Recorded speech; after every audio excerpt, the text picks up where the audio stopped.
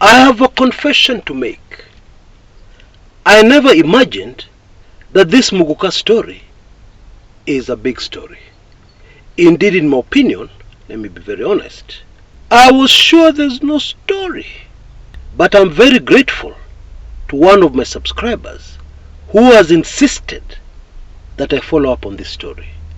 And when I did a little digging, folks, this is a very, very big story. And by the end of my show today, you will discover that that is no exaggeration at all. Nakwambia Kenya, ni Mungu tu atatusaidia.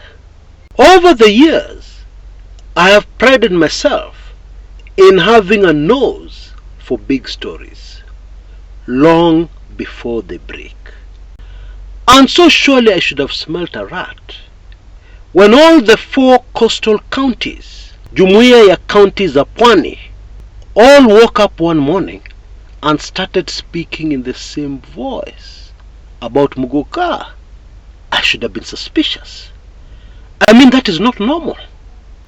I continue to kick myself, and this makes me very anxious because I firmly believe I have not lost my edge, and I will not lose it.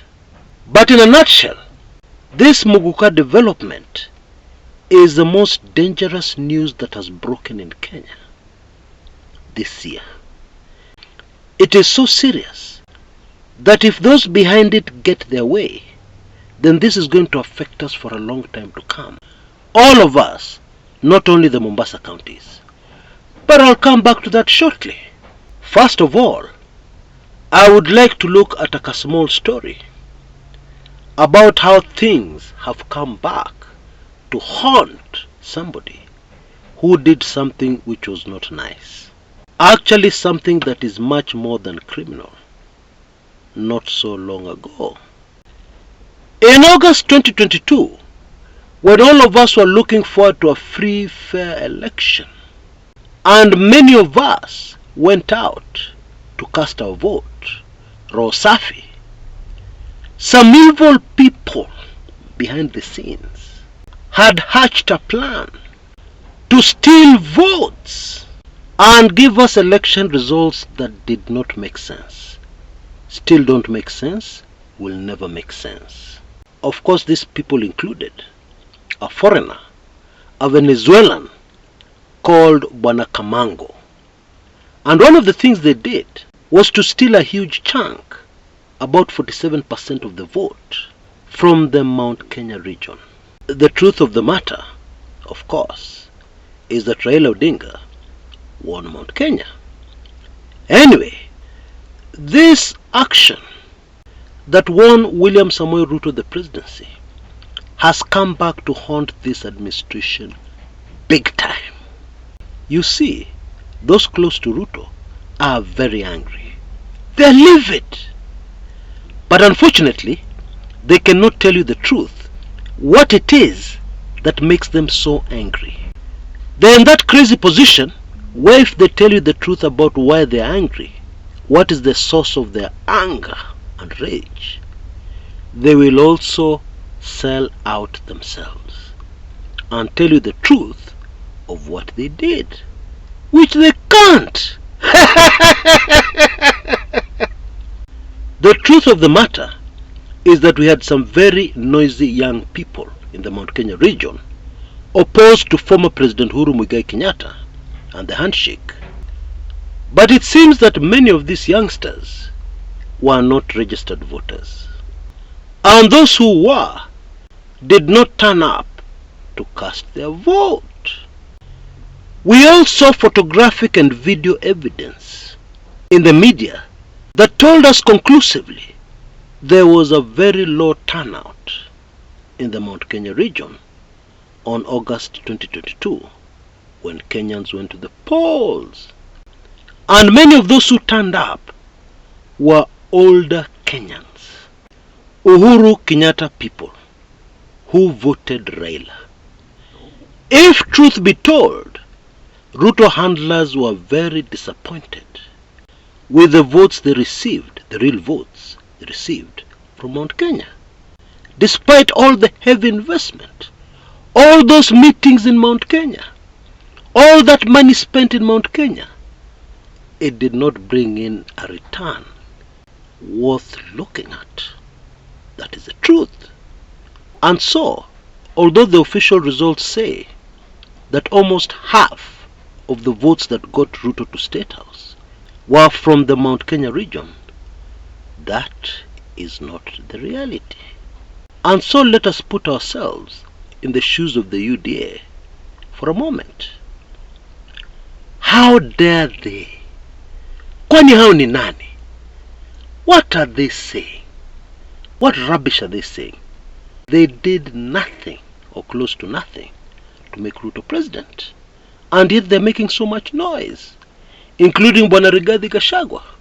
It is like planting a couple of acres of maize, struggling with the fertilizer, working very hard to get a harvest. And then when you harvest, some people come and claim a share. And they didn't help you. That is why UDA and those close to Ruto are so angry. You see, in this life, many times we will do things that will come back to haunt us. And this is when we have done things which we have not thought through completely. We have not been the giraffe that looks far ahead, trying to anticipate the looming danger that is still so very far away, but is coming. Slowly, but it will reach at some point. It would have been better to get those votes from somewhere else. Maybe combine some other communities who are less demanding, like the Kamba, the Luhya, and others. But clearly, they got the votes from the wrong community. In my opinion, this is a very important point for anybody who wants to understand the unfolding drama, and solve mysteries in that same drama. Like why some people seem to be always so annoyed, so angry. And it doesn't make sense unless you have the information that I've just given you. Now, a point of correction. I heard a legislator this morning on a talk show saying that the development and the resources that have been directed to the Mount Kenya region since independence are huge. Under Jomo Kenyatta, under Mwai Kibaki, under Uhuru Kenyatta, those resources are huge. That actually is not factual. And it doesn't matter if you don't like the Kikuyu and the Mount Kenya region. It is not factual. For instance, go and visit rural Gatundu, which has produced 2 presidents, and then get back to me. Tell me what development you see there. What government resources have been poured there since independence. Anyway, now back to Muguka. Now very quickly, to be clear, we are talking about cat, miraa, here. But what we need to understand is that the cat produced in Meru is called miraa, and the version produced from Embu is called Muguka. But it is the same thing. Many Kenyans have been confused as to what Muguka is. I hope that little piece of information clears that up. Now, before I say the other very controversial things I'm about to say, let me also clear the air about some other very relevant issues. Now, it is very true that cat is harmful to the human. That is factual. Miraa and Muguka are not healthy. But the other things which are less healthy, alcohol for instance, and the last time I checked, alcohol has not been banned. And by the way, some popular forms of alcohol are much more damaging to the health than cat will ever be. And while we are still there, it is useful for attention to be drawn to a time in history when alcohol was banned somewhere on this planet, and what resulted was disaster. Now this is a very useful piece of information because it tells us what is bound to happen if the coast counties succeed in what they're trying to do right now. Although the much bigger story is the people who are financing all this, the people who are behind it. That is the much bigger story, which I'll come to shortly. So, what happened in the US when they banned alcohol? The Prohibition, which started on 17th June 1920 and ended in 1933. What happened in the United States? Many things happened. But what I want to draw your attention to is that there are many analysts, including myself, who agree that the Prohibition created organized crime in America. It is the Prohibition which produced terrifying criminals like Al Capone, Lucky Luciano, etc., etc. Why? One sentence answer to that question is that it created organized crime and enriched criminals enormously. And in fact, this law ended up doing the very opposite of what it intended to do. Because alcohol consumption in the United States, after just a handful of years, rose up to 70% above what it was before the Prohibition law came along. People who pass laws must first look at human nature. How are people expected to respond to a law? I believe that is very important when passing any law. When you ban something, it means that people have to smuggle it.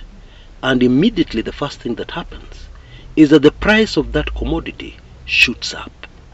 And in the US, this ended up making quite a number of family fortunes.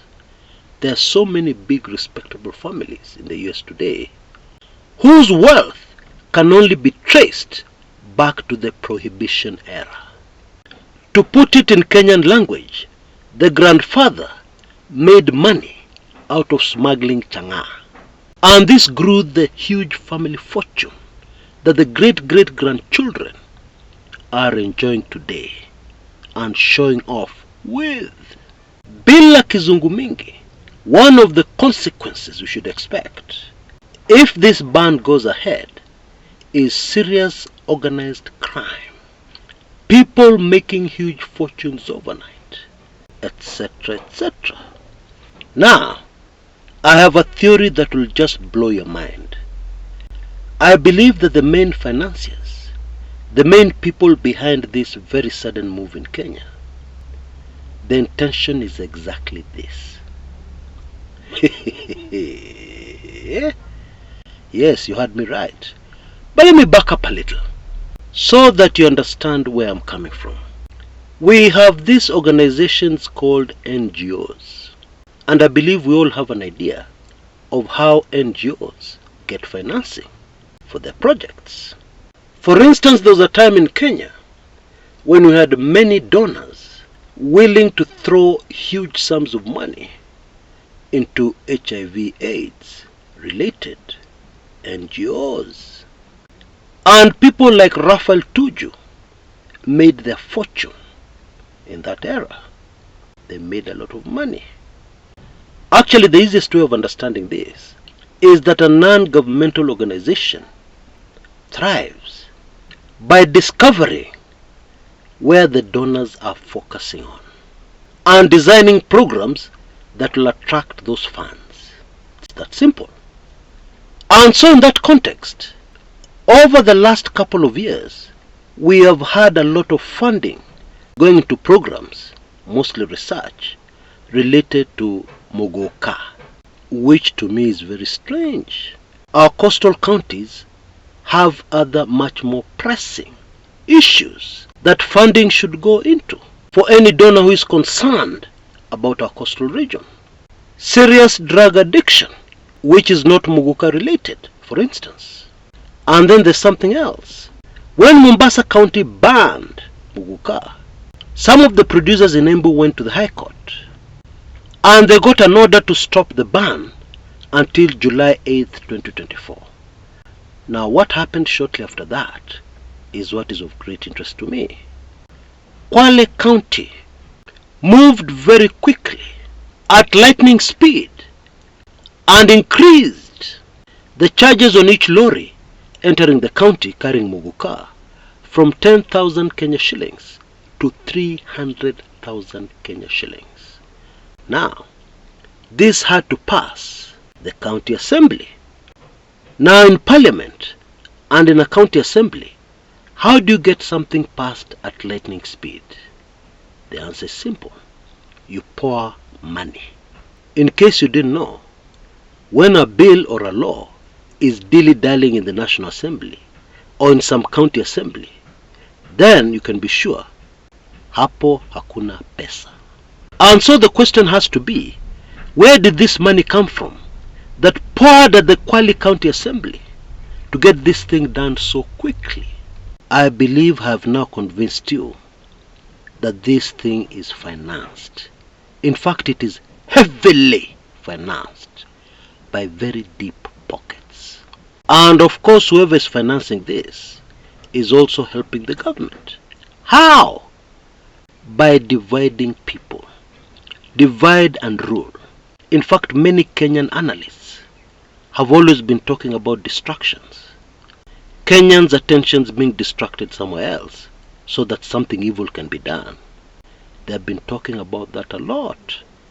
And in my opinion, they have been backing up the wrong trees. Now if you're looking for distraction, this is it. Muguka is it. Because the chaos it is creating politically.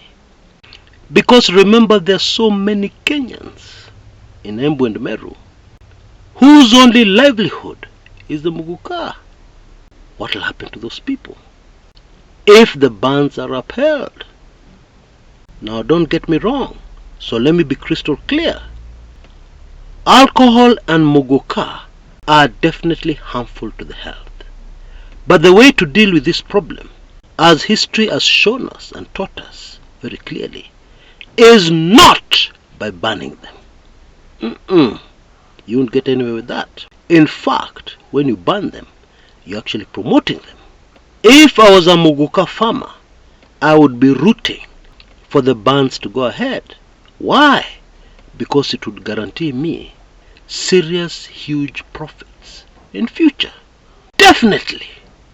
Now I'm afraid I will have to leave it to you to put it all together, to figure out who may be financing this Muguka ban campaign, a development that will help the limping Ruto administration. It is very easy to figure it out, and even to figure out their end game motive. I'm telling you, the country called Kenya is in much more serious problems than any of us has ever imagined. And this is why, in my opinion, it is a good idea to get hold of my very latest special report on the terrible secrets of Uncle Sam in the country called Kenya, which has a lot of sensitive information, most of which will shock you to your bones. And that's not an exaggeration. And now you have an option. If you want only this latest special report, it is only $30 or Kenya shillings 3,999, as opposed to wanting the full package, which contains not only this latest special report, but also all the other previous special reports I have produced.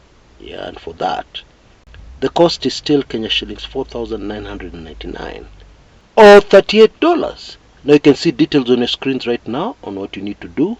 If you're in a position, please act fast, because this is coming to an end very, very soon. Until next time, this is Chris Kumekucha.